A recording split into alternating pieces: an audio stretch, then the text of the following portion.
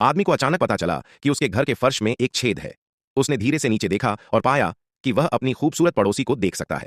जल्दी से उसने दूसरे कमरे में जाकर सारा सामान हटा दिया और उस छेद के पास लौट आया। नीचे महिला लाइव प्रसारण कर रही थी और बहुत अच्छे कपड़े पहने हुए थी। ज्याओ कियांग को तुरंत समझ आ गया कि उसके और पड़ोसी के फ्लैट्स का लेआउट बिल्कुल एक जैसा है। उसने महिला के पीछे दूसरे कमरे की ओर देखा।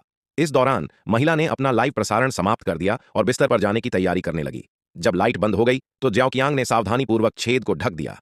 नीचे से एक और आवाज आ रही थी। यह महिला के पति के घर लौटने की आवाज थी। उत्सुक ज्याओ कियांग छेद से सब देखता रहा। कुछ देर बाद महिला का पति अपनी पत्नी के पास आया और फिर एक रोमांचक दृश्य घटित हुआ।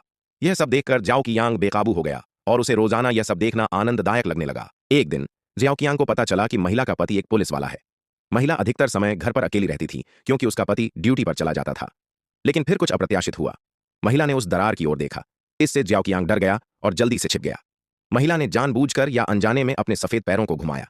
इससे ज्याओ कियांग भ्रमित हो गया। फिर महिला धीरे धीरे खड़ी हुई और ज्याओ कियांग की ओर घूरने लगी। थोड़ी देर बाद उसने एक सीढ़ी लाई और छेद के पास आ गई। महिला ने अपनी पतली उंगली को छेद से अंदर डाल दिया। ज्याओ कियांग ने उंगली का स्वाद चखा और उसे बहुत अच्छा लगा। लेकिन तभी बाहर अचानक शोर मचा। एक चोर को पकड़ने के लिए पड़ोसी इकट्ठा हो गए।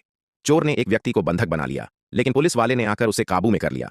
इस घटना ने ज्याओ कियांग को डरा दिया क्योंकि उसे चिंता थी कि यदि महिला के पति को उसकी हरकतों का पता चला तो परिणाम भयावह होंगे। फिर भी ज्याओ कियांग और महिला के बीच मिलने जुलने का सिलसिला शुरू हो गया। एक दिन भारी बारिश हो रही थी। ज्याओ कियांग ने देखा कि महिला का दरवाजा खुला हुआ था। उसने झिझकते हुए अंदर प्रवेश किया। उसने जानबूझकर महिला के पति की नकल करते हुए कुछ शोर मचाया और कमरे में चला गया।